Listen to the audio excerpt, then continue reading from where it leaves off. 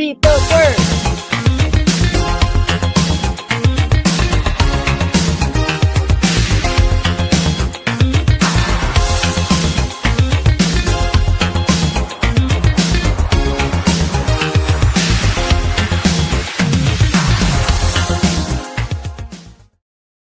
We're live. We did it. I read the words this time. You read the congratulations. I like the new words. You did. Yeah. You're You so clever. indie motherfuckers. It was very good. And Thank for anybody who hasn't read the words and keeps forgetting, like I have been doing, read the words. Read the words. Read them their words. In the immortal words of the patrician of Ankh-Morpork, Pork, learn the words. Traditional what? Is that You heard me. Last name? I don't think I did. Mm-hmm. Just learn the words. Okay. You know what? If I could learn the words if women were allowed to read. It's 2026. Women can't read. I can't read. What? Since when? Is that it? That's like how the I was opposite saying, talk of a about Brandon Sanderson world building thing. Hmm? Brandon Sanderson is an author. He does a lot of fantasy, sci-fi stuff. In one of his fantasy worlds, reading is a gendered activity for women. Like only women read and write. Men do fighting. Women do learning. Well, boys go to Jupiter to get more stupider. Mm-hmm. Mm-hmm. What? Yes. I have yet to take my heritage trip, but I stayed in orbit and I went, not for me. Liked the rings, didn't like the rest of it. yeah, you get it. The fact that we went to Boys Go to Jupiter, there's a band that I really like called Boys Go to Jupiter. And they're very fun, like pop rocky, like alternative rocky, kind of like just very lesbian, sad girl lesbian pop rock. I'm writing this down. Okay. And they just put out a new album this year called Now You're a Circle. Okay. Very good album. Okay. Do you guys remember the first CD you bought? Yes. I bought. Jeff, what was your first CD? Maroon by the Bare Naked Ladies. That's amazing. Yeah. What brought you to the Bare Naked Ladies? So I have two older sisters, and they greatly influenced a lot of my music taste, especially the sister that is closest in age to me, who's 8 years older than me, Deb. And she burned my first CD for me, which was half of a Bon Jovi album, half of the Bare Naked Ladies album Stunt, which is the album that has 1 week. And like their early hits that got them a lot of radio play. And so when I got my first like actual CD that wasn't pirated, it was Bare Naked Ladies Maroon, which has some of their best work as well. It's amazing. Yes. But you, Robin, do you remember your first CD? Oh, I mean, I'm just gonna go with the gut, like first one that came to mind, which was Skillet. It's a Christian rock band. I know it well. Yeah. Okay. Great. Forgetting you're from Texas. Yeah, and that I was deeply like Christian and conservative growing up. You were on youth pastor route. I was. Thank God you transitioned. Yeah, I know, right? Yeah. That liberal arts college really did a lot for me. You could have been a youth pastor. Yeah. It would have been bad. Did you enjoy it? Like, were you like, yes. I still enjoy a bit of Skillet every now and then. Sure. It's also like the thing about Skillet specifically is that it's so intrinsically tied to the meme world of paleontology. So I can never escape it.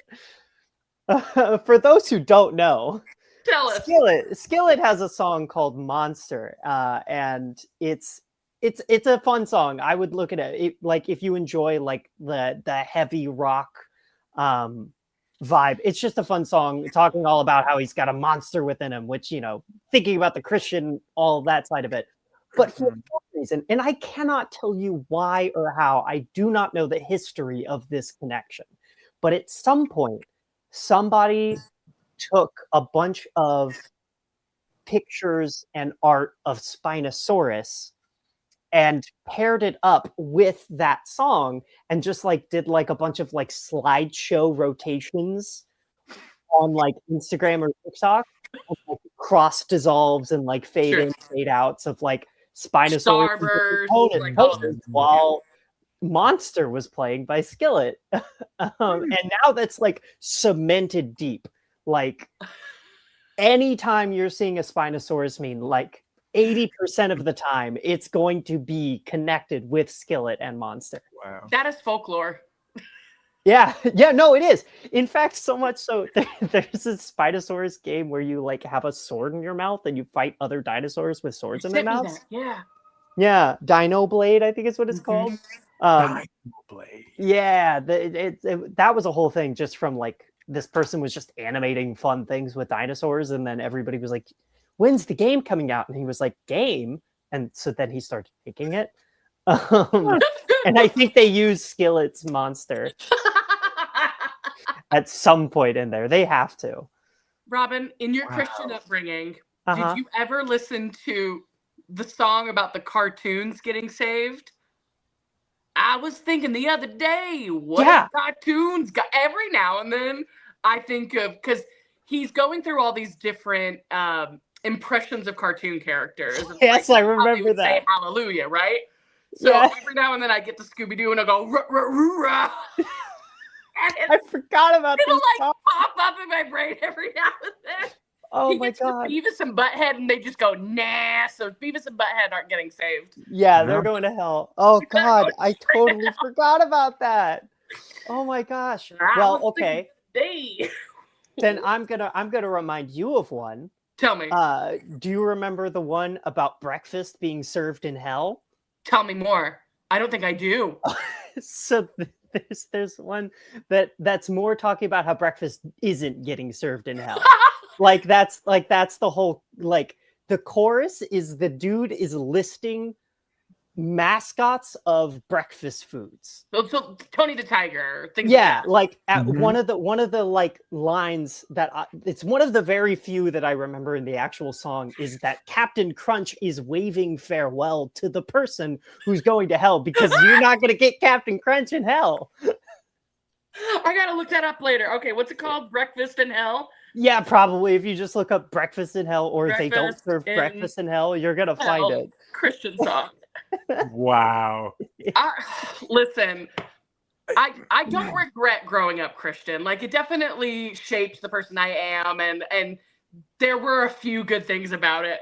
One of those best things is the comedy between VeggieTales and any spoofed song, any secular spoof song could be turned into a Christian song by just a few word changes. And I think that really flavored the type of comedy I do. Like, I really and sincerely do. Anyway, Jeff, did you have any novelty songs growing up Jewish? I mean, all we had were what Adam Sandler would give us.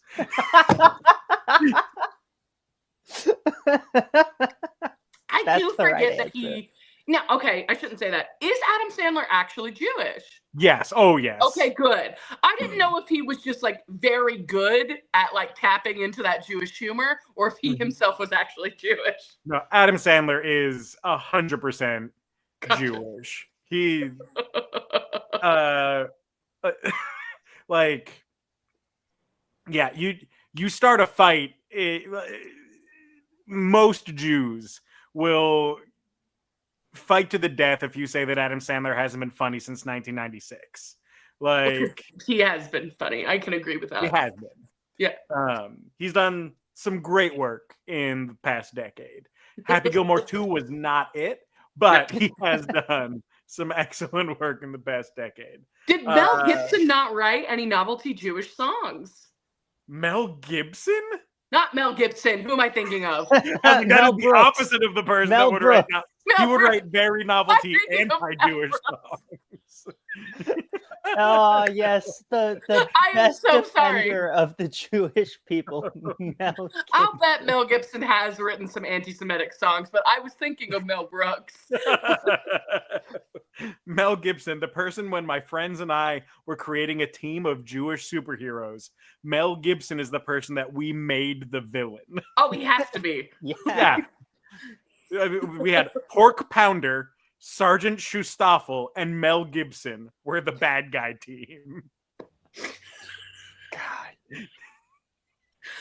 Because there's so much. Yeah, I'm sure. That's amazing. Yeah.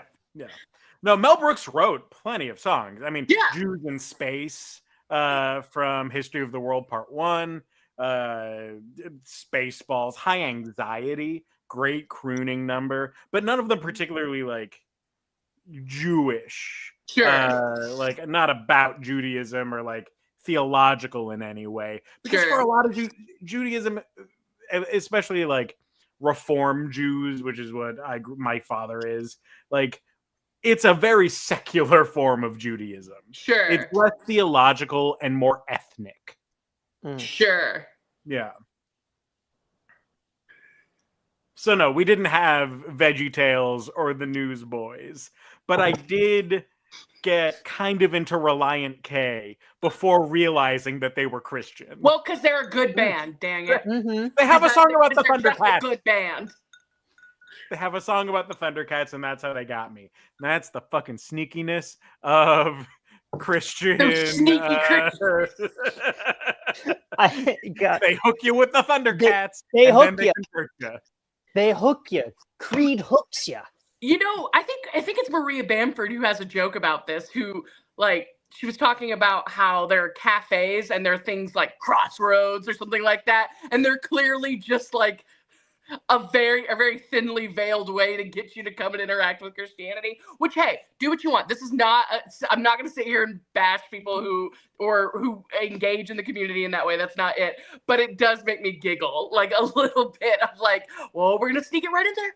We're going to sneak it right in there. We're going to sneak it in. Like Cookout, the fast food restaurant has John 3:16 on all the bottom of their bags. That's a Christian company. They're subliminal messaging you. Yeah. They're like, do you want 2 quesadillas as your side with your quesadilla? John 3:16. God loves you, baby. And I like them because they have Cheerwine on tap. Cheerwine is delicious. Get ya. Cheerwine was in the monologue that I used at the cattle call audition that got me to the Ren Fair.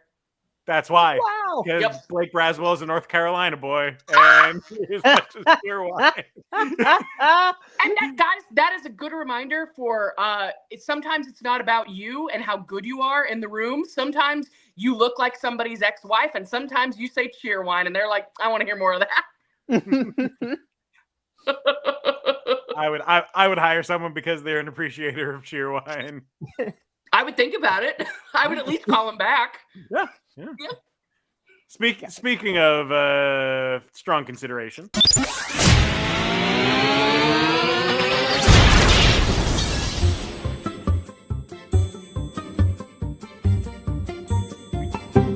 The IT crowd.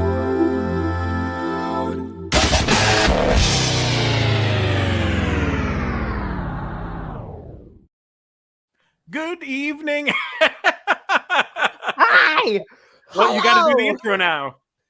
Good evening, everybody, and welcome to Improv Technology, the show where we do improv stuff online, and we don't know what's gonna happen until it happens.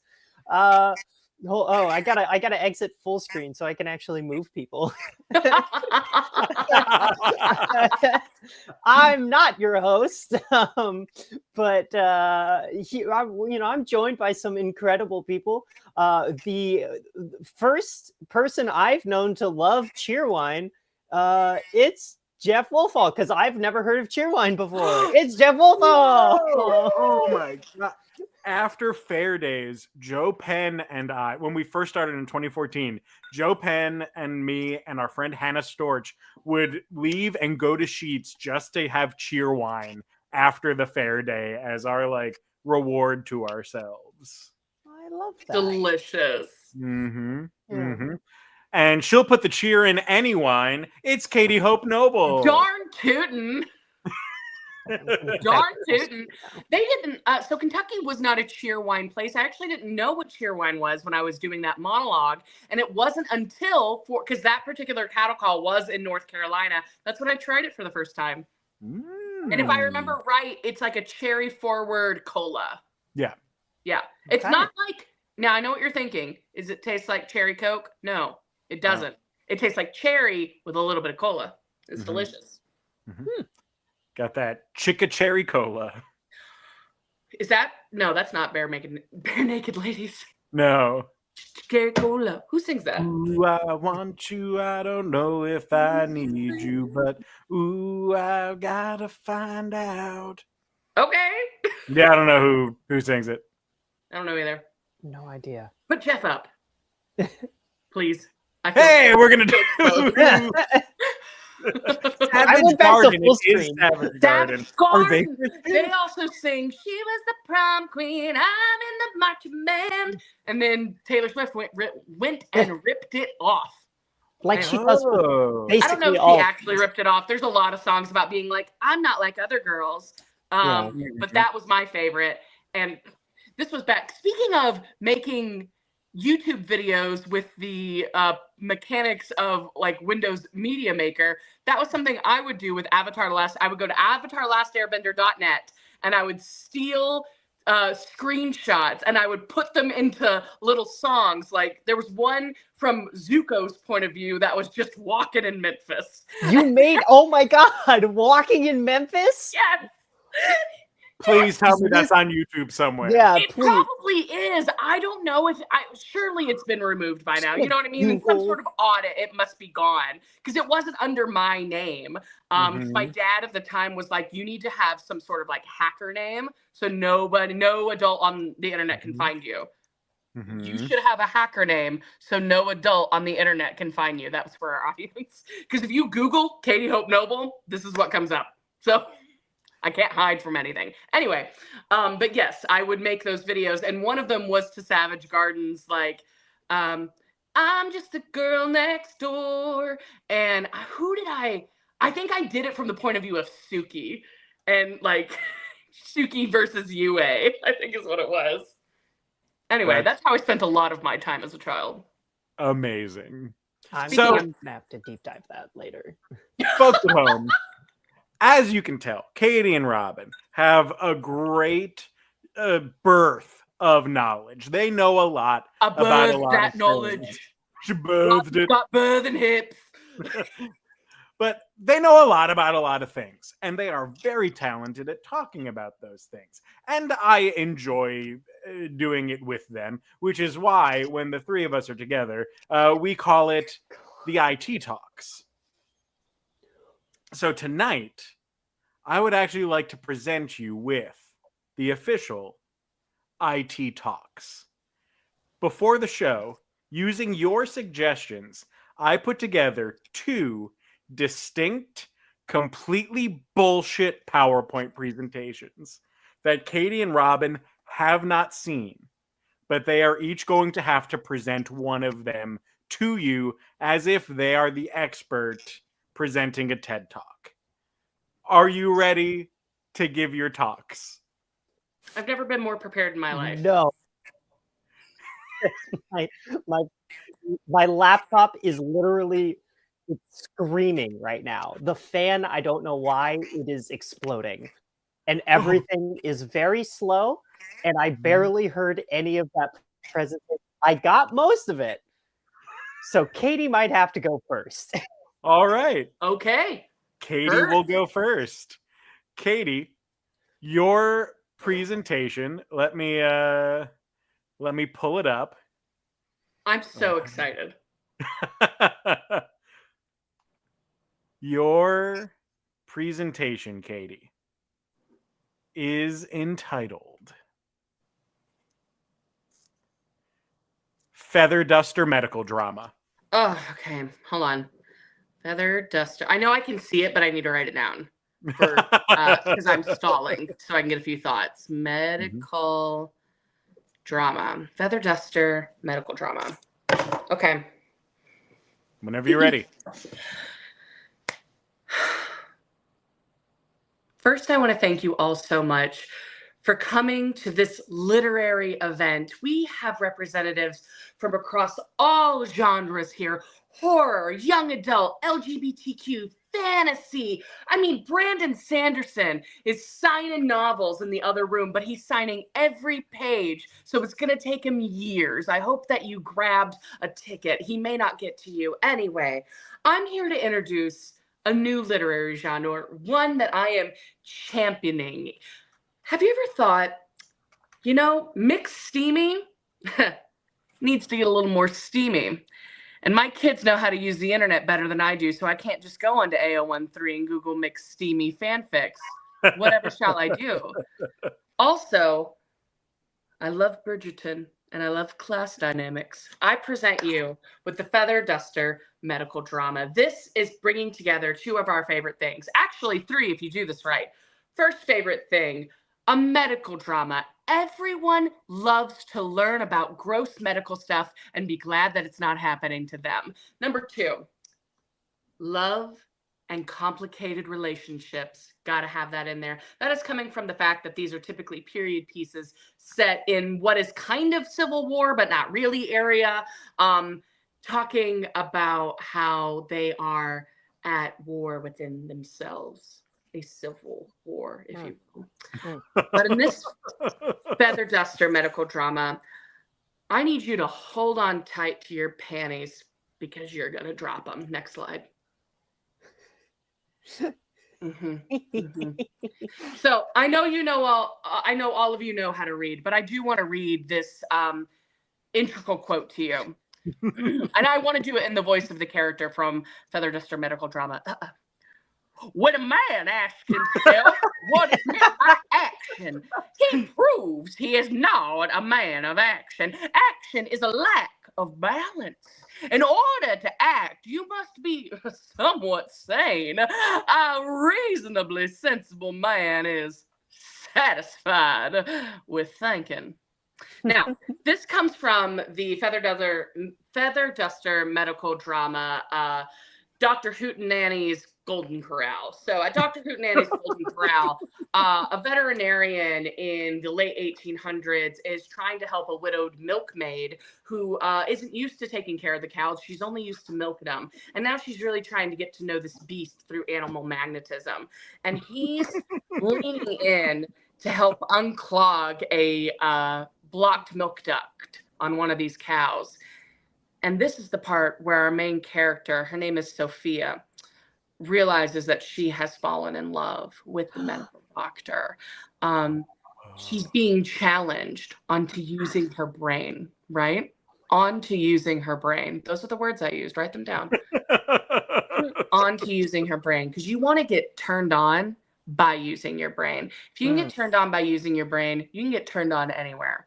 Bakery, church, economy, middle seat. Next slide, please. So, what are the parts of a Feather Duster mystery? I'm sorry, Feather Duster medical drama. I am doing a presentation on a Feather Duster mystery later, but medical dramas can be mysteries. So, you got to break down it all into 5 acts, right? So, your first act here. Typically, this is when you introduce a dead body in a creative way. Did they drown in a cow patty? Now, I know I just used the vet example earlier, but I'm on a medical kick, and an animal medical kick is extra funny because cow pies aren't really pies. You'll learn that pretty soon. So, face dive, dead body into a cow patty, right? And someone has to come and find them. Now, it depends on what kind of drama you're leaning towards. If you're leaning more towards a romantic drama, maybe it's the milkmaid with just like her bosoms heaving, and it's her little boy is dead in a cow patty, and her breasts are just heaving out of it. They have to, and you've got to use the word heaving a lot. You don't use heaving and shaft and coax. No one's gonna know that this is supposed to be horny. There are no hornier words. Don't even try and look them up. Do not Google horny words. Don't do it. Anyway, first act typically introduces our dead body, and it also introduces our hero, our villain, our love interest, and if it's not already the villain, the murderer, right? You can do that however you want. Some people jump back in time. Some people, they look back on their old text messages and they see what emojis they've been using most recently and in what context. And that can often be a good jumping off point for what your next thing should be. So second act. So found dead body, introduce character. Second act, we have to see what they're like in a social setting. So if we keep with our book that I described earlier, whose title I definitely remember, the veterinarian has, after finding the dead son in the cow patty, has to help get to know the widow so he can figure out what happens, because he knows that something weird has gone on. And this is when she typically talks about like, oh, my cow's milk dud is, clogged. Can you help? And then that's where we got that quote earlier. See, that is planting a seed. That is planting a seed of change. That's what you want to do in the second act. Now, in the third act, people go one way or another, and there's really only two options. So don't even think about a third. The first way is another murder. You're kind of in the mind of the killer at that point, and you're trying to help your audience figure out who the killer is without actually revealing who that character is, right? Or you go into the most boring, awful, tedious, long-winded, too many adjectives moment where you're describing something painfully mundane. What you're doing here is building up anticipation. People are going to keep reading the book because they're like, when is this going to get good? And that's when you hit them with the fourth. A party. Somebody has to go to a party. So typically, we'll go back to our vet and heaving bosom woman. They're gonna go to a Sadie Hawkins dance, and at that Sadie Hawkins dance, she asked him to go because she's a widowed woman, and it'd be weird not to go with somebody, even though everybody in town knows my husband's dead. I need a little bit of protection, a little bit of arm candy. So she's taking this man, and they something has to happen at that party. Either they kiss, they bump uglies, they find another dead body, they express the milk gland of the host's cow. Something has to happen that is entirely too intimate. Entirely too intimate. Because then you hit them with the fifth act. Boom.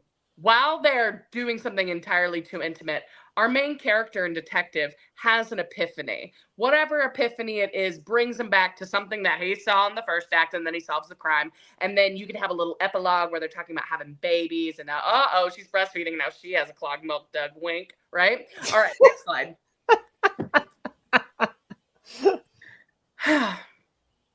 So you're going to recognize these titles here. These are some of the lesser known feather duster medical dramas. So Wile E. Coyote, who in the room recognizes the balloon tree? Yeah, you do?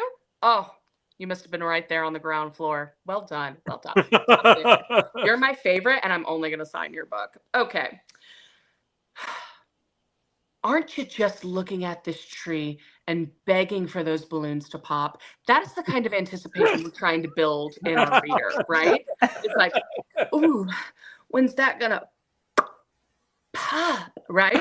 And then the needles that would typically be found on this tree are evocative of medical syringes. Now, Wile E. Coyote is it's a pseudonym.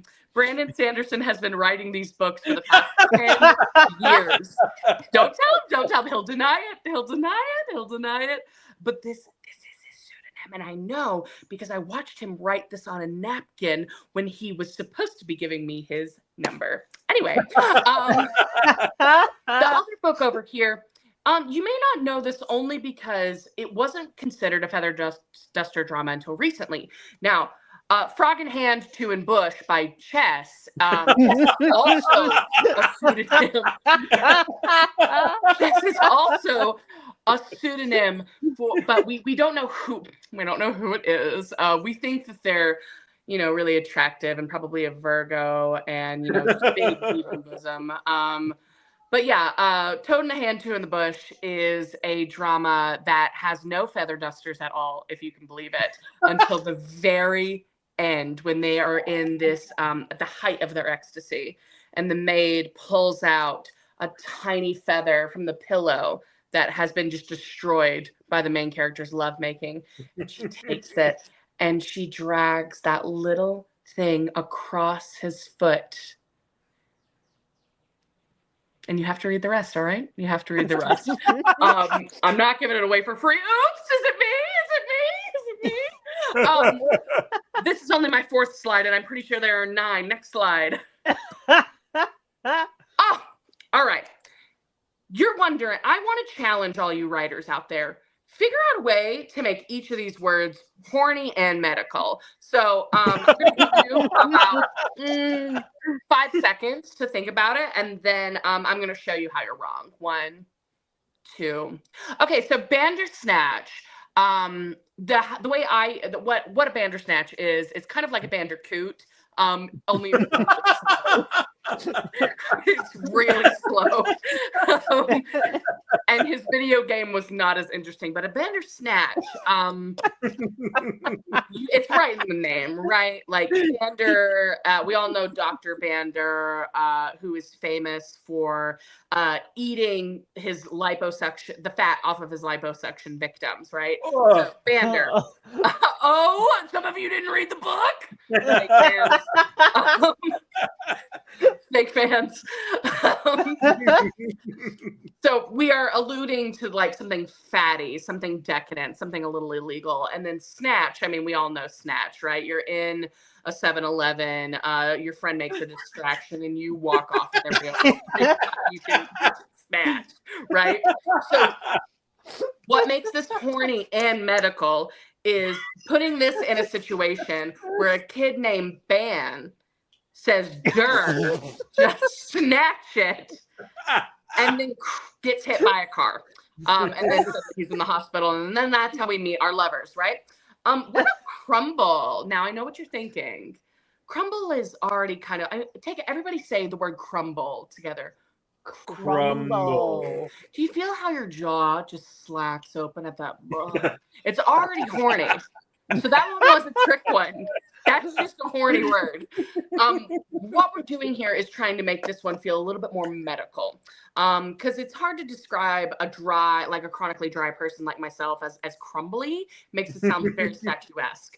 So I think of crumble as like when you're like trying to do a hot like editorial fashion pose. So you take your shoulders and you crumble them.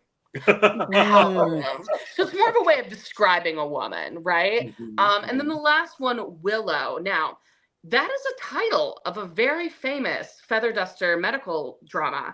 So I know a lot of you are probably automatically thinking just, Willow is so iconic. It's so, I mean, how do you make it sexier and, how do you make it sexier and more medical than it already is? And you just don't. This one is also a trick. Next slide, please. So anal, why sis? That's how you spell analysis. I'm going to better read the chart that I definitely made. I definitely made this chart. You'll see our categories are banana cream pie,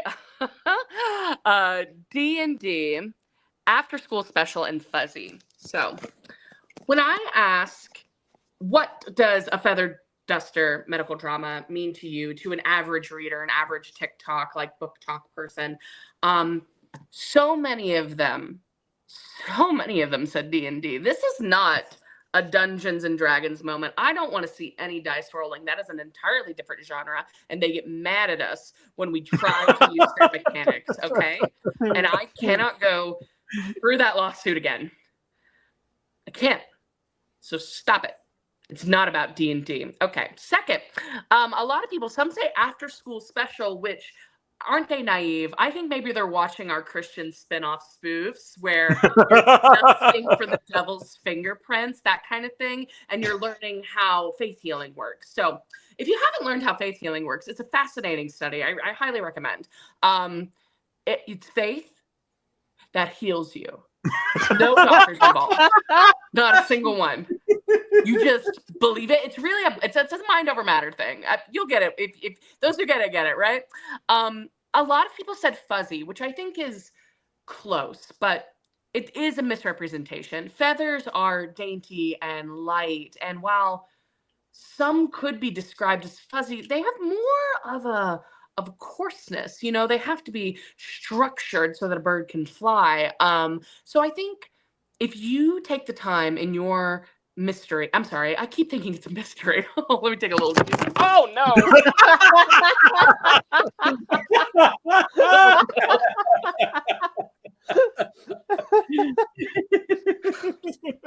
See, even I can be like my main character, Toad in the Hand, Two in the Ghost.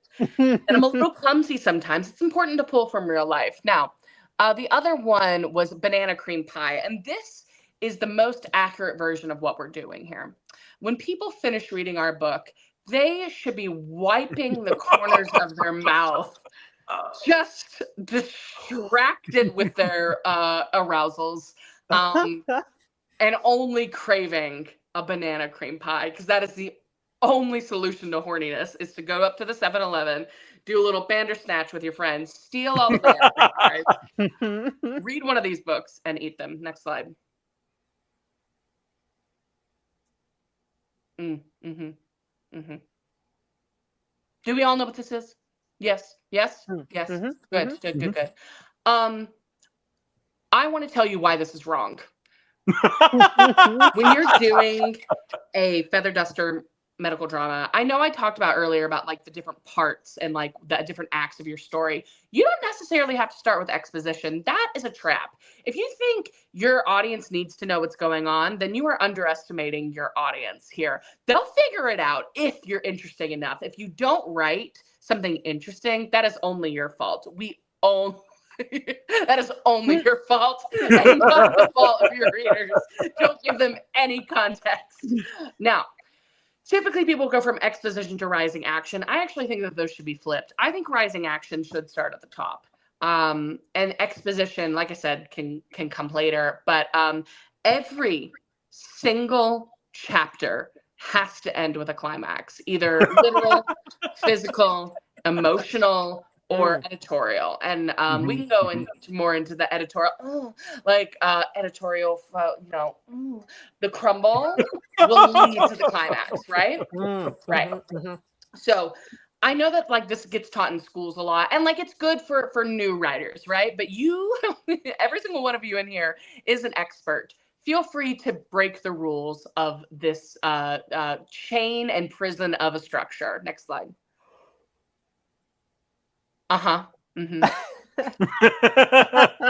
So we all know, yeah, this is the other half of it. Here's the thing. When you start with a resolution, there's only one way to go but down, right? So I want you to kind of like think and turn this over. Again, turn it all on its head, and you're really going to invigorate your writing style. Next slide. God, it's slow. Does everybody know what this is? It's a thank you. Now, I will be taking questions on the Feather Duster medical drama if anybody has them. Yes. You talk a lot about mystery in this. Do you find there to be a strong connection between mystery and sexuality? Oh, absolutely. First, wonderful question. Thank you so much for that. Absolutely. So not only is there a strong connection between mystery and sexuality, but there's a strong connection between mystery and medicine. It's the human urge to discover something new, even when it scares us. I think that is what makes us innately human. And I know some people think like, oh, it's our souls, it's our ability to think critically. No, it's our ability to feel the fear, feel the excitement, and do something anyway in the sake of discovery. Think about your first kiss, right? That was a little scary. There was a mystery there. Was this going to go the way you hoped it would go? What did their lips taste like? Was it sugar from the sucker they were eating earlier because you're out on the playground? Or was it the sweet, sweet saltiness of a Corona and lime on Brandon Sanderson's lips? Because when you're 43 and at one of these conferences, you never think that this kind of thing's going to happen to you. And it's all just a mystery from here. Plus, being interested in what's going on inside of our bodies, big mystery. You can't open somebody up and expect them to be alive and know what's going on in the body. So, we got better at solving that mystery, thankfully. Any other questions? I noticed you have so many vivid examples with a lot of the moments that you were talking about here. Were these based on personal experiences? I mean, you mentioned Brandon Sanderson quite a few times. Not a single one. Brandon Sanderson moment was real. I did ask for his number, and he did just write Wile E. Coyote. Was I reading that upside down? What would it have been right side up? I don't know. I don't have the receipt anymore, Robin. Anyway, the rest of them are things that I have heard my friends talk about. And by friends, I mean the people who sit behind me on the bus. Oh, okay, great. Thank you so much. Thank you so much. Thank you so much, Katie. Well done. Very well done. Thank you. Well, that is the first of our IT talks for the night. Now it is time for Robin to present her IT talk. Robin? Yes, of course. Now, I know many of you here are very much interested in trying to get into the realm of magic. You guys all know about D&D, and a lot of you have been to Ren fairs, and you're like, well, okay, how do I magic? How do I magic? Well, the first step is to gather, and hence Magic the Gathering, right? You've got to gather with some other people. Magic is a form of community. Yes. Right? We take magic from sucking the life essence out of other people, hence the need to gather. But there are many different ways to gather magic. And one way that I'm going to elucidate to all of you today is the Mandark method. Now, what is the Mandark method, you might be wondering. And silly old viewers, I'm going to explain that to you right now. I'm just going to kind of give you the acronym at this moment at the top, and then we're going to get deeper in as we go farther through this. So Mandark method, it's an acronym. Oh, look at that. Thank you. Look at that. I already did some magic and changing to the slide. All right. It's an acronym, but the first three letters are actually just kind of like, they just wanted to make sure that it was like fully an acronym. That part is man, right? That one's M-A-N, man. They just put some dots there because they wanted it to all kind of look uniform. But the first step is that you need man, and not you need men, but you need man, like the greater sense of like humankind. But of course, a lot of people in the magic community and the science community, let's be honest, they really like man over human. I don't know. I guess they don't like hues. But to the rest of the letters, so D, that stands for damn, let's get this magic going. And that's like a symbol for the enthusiasm that you need in order to conjure the magic forth and kind of get some spells out for you. A. Now, I know what you might be thinking. Oh, does A just stand for and? No. It stands for also.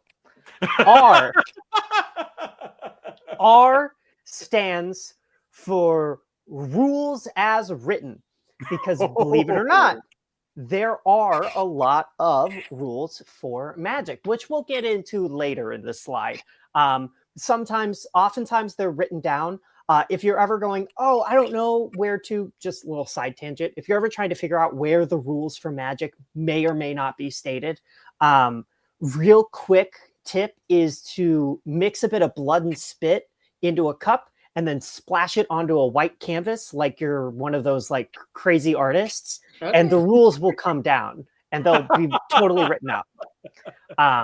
I've tried it like 10 times and it's worked every single time to the letter. So go for it. And K, that one's just a K because there's no dot at the end. It doesn't stand for anything. And that's what Mandark stands for. So let's go ahead and go to the next slide and get a little bit deeper into the topic of gathering magic. Yes, the SWOT analysis. Oh, great. Okay, cool. SWOT, of course, as you know, stands for strengths, weaknesses, opportunities, and threats. And in case you have a hard time reading the graph here, and I've created this little graph to kind of help you as an audience kind of determine where you want your magic to be. And part of this also is determined by the people that you end up gathering around you in order to summon your magic, whether you're doing conjuration, abjuration, evocation, any of those types, right? The types of people that you need, right? Opportunity, right? If you want somebody that is very opportunistic, that's just going to say yes to everything, right? That's going to be on the opportunity side. Strengths, right? How many push-ups can they do? It's extremely important that you have somebody that has some muscle on them. Weaknesses, right? Do they cry at an action movie, or do they cry at something real like Marley and Me? And then threats. For those who are not aware, threats specifically, especially in this case, are often in describing how many things a person can do. Can they act? Can they sing? Can they dance? Right? Some people are, I don't know why, but there's this weird tendency for some people to think of threats as like physical or emotional danger, and that's never what it is. That's not what the word stands for. That's not what it means. I don't know who this Merriam-Webster guy is, but he's dead wrong. Threats are all about those kinds of things, right? Can you play guitar? Can you play ukulele? How many instruments, right? A lot of actors, they know this term triple threat, right? If you can do 3 things, you're a triple threat.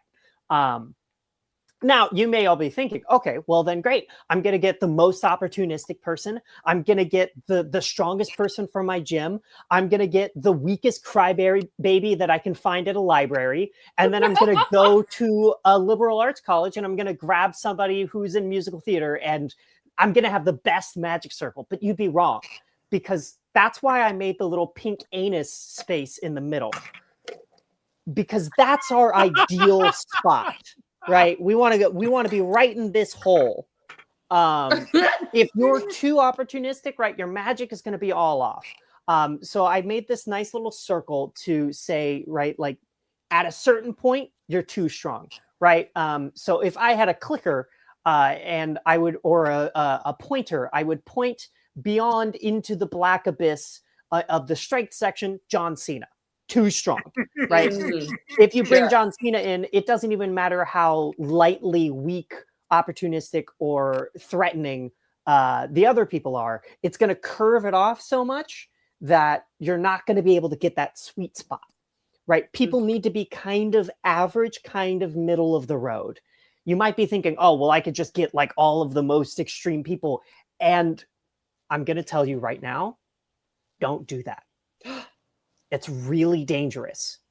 I don't know if you know, this is a little secret between all of us right now, okay? The person who made the manga turned anime Full Metal Alchemist, they were recounting an actual tale of when somebody tried to gather magic using the extremes. And thus human transmutation was crafted, and a whole nation was like demolished and somebody tried to ascend to godhood and people lost arms and bodies and then they got their arms back and then other people went blind. And so we don't go there anymore.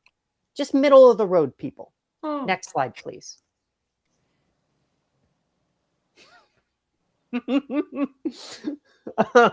Okay.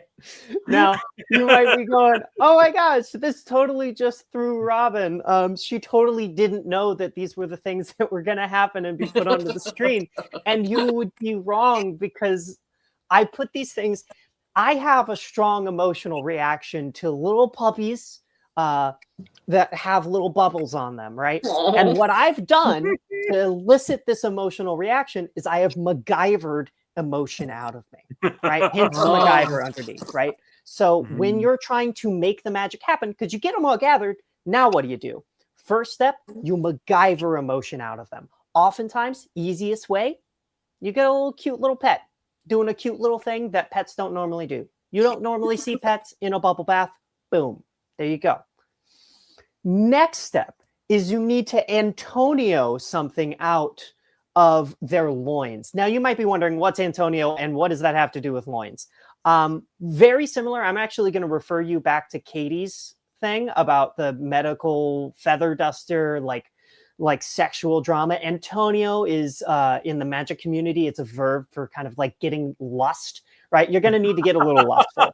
And usually when you have a group of 4 or more, somebody's going to have the hots for somebody.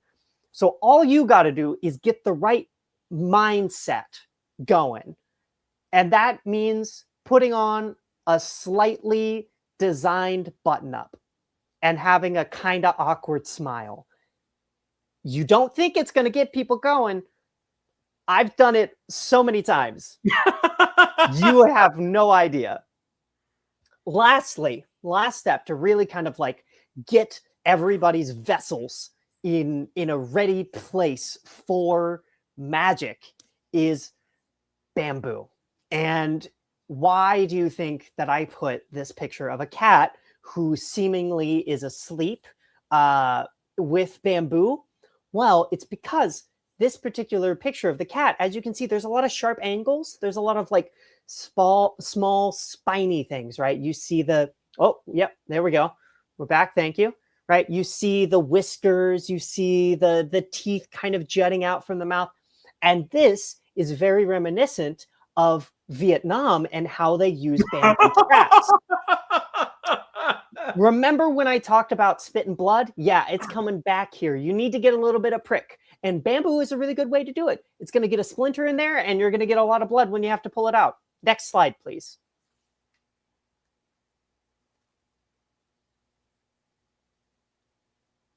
The vision, right? So we've gathered magic.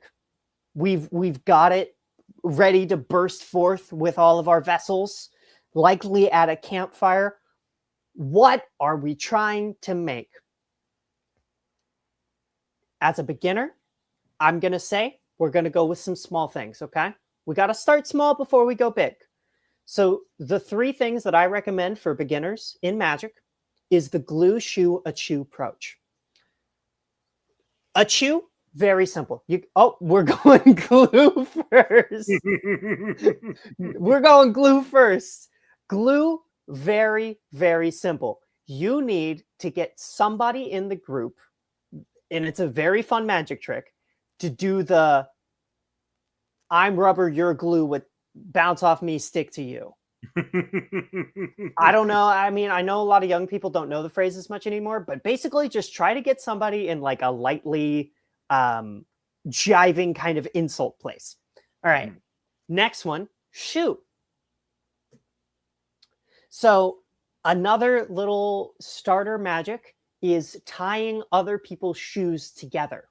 Now, a lot of laymen who don't understand magic think that this is something that you just like bend down and you kind of do when people aren't noticing, but it is an actual magic thing. And the laymen who don't practice magic have kind of appropriated that into their culture. But yeah, tying shoelaces together, another really good bit of magic to try. And then lastly, achoo, right? We've all tried to get people to sneeze before. I know I do it 5 times a day. oftentimes I'm not successful because I'm not doing the gathering magic method. You need that level of magic to get somebody to sneeze. That's our vision for when you're starting out, okay? Next slide, please. Now you might be thinking, what? I thought angels dancing on the head of a pin dissolve into nothingness at the bedside of a dying child. And, you know, I wouldn't blame you for thinking that. That's why I wrote it there. Because I knew that you were going to think those exact words. Because I did my own gathering of magic before I did this, right? Now you may be responding to that. Enjoy what you can. Endure what you must. And you know what? Fair enough. But I also made you think that with my magic. I'm showing off my power, buddies. Now, what might you be thinking after that? Well, I know exactly what you're thinking after that, and it's thank you. Yeah, I know all of you grateful little bitches out there for what I've just given you. I've given you magic. I have given you magic, and you are thankful, and you're welcome. So now, any questions? Opening the floor. Yes. Yeah, go for it. You talked about magical appropriation in the tying of the shoes. Are there other areas where magic has been appropriated by noobs? Yes. Well, I didn't quite go into it because I didn't want to derail it too much. A chew, that's also one that's very common. When people will try to feather somebody's nose and get them to sneeze. To be propelled forward by the force of their sneeze. Yeah. And it happened long ago. Somebody like in I can't remember which book I read, but something about the etymology of it, where they saw a feather float by while the magic happened to be happening, and then it just kind of like stuck. So a little bit of a misconception there. Other questions? Yeah, actually, speaking of etymology, could you go a little bit deeper into the etymology of why Antonio is synonymous with, kind of seduction or whatever in gathering magic? Yes, absolutely. I can do that. So as many of you know, Leonardo da Vinci was a very powerful magician. Yes. Some idiots out there think that he hand painted all of the things. He's the painter, right? Yeah, he's the painter. We're going with it. That he hand painted all of the things, and he did all of that like with math and science and all of that. It wasn't. It was magic. He didn't do any of that by hand. But of course, as we've been talking about, magic needs a vessel. And for those who don't know, he was also very, very gay. And his strongest lover, who was able to supply the most magic to him, was a man named Antonio. And just through that and the works that he's created within the magic community, Antonio kind of became synonymous with that kind of like visceral, like thrust, like hip thrusting kind of like sensual love. Yeah. Any other questions? Then, because of Antonio's strength, allowing him to be a vessel, would you say that John Cena is a modern day Antonio? Yeah, I think he has a lot of that awkward sex appeal that Leonardo wrote about when it came to his personal Antonio. If you're ever looking for evidence of that, because you're like, oh man, I had no idea. I just knew him as the wrestling guy, or the weirdo in those commercials, or that one meme where he busts his head through a piece of paper and says, "Are you sure about that?" First off, the "Are you sure about that?" just in and of itself, that's a good example. But secondly, I would highly recommend watching Bumblebee. You'll get a very good sense of that kind of like sexual desire. Yes. You did mention that it required a certain amount of blood and spit for the rules to appear on the canvas page. How much blood are we talking? We're talking a little bit. So now it kind of varies person to person, right? Depending on how good you are at reading. Like if you need like big text, you're going to need more blood. I would say a couple of teaspoons will get it onto a normal sized 8x12 piece of paper. Thank you. Yeah, All of right. course. Well, thank you so much for sharing these insights, Robin. Let's give it up for Robin. Yeah, happy to do so. Thank you. Thank you. Thank you to both of our presenters on tonight's special edition of the IT Talks. Now, the IT Talks are made possible through contributions by viewers like you. If you would like to continue to support the IT Talks, please Venmo us at the IT Crowd. Thank you so much to everyone who tuned in tonight. Thank you to Robin and Katie. And we hope to see you all soon. Bye, Farewell, bye, bye. Feather Duster Antonios.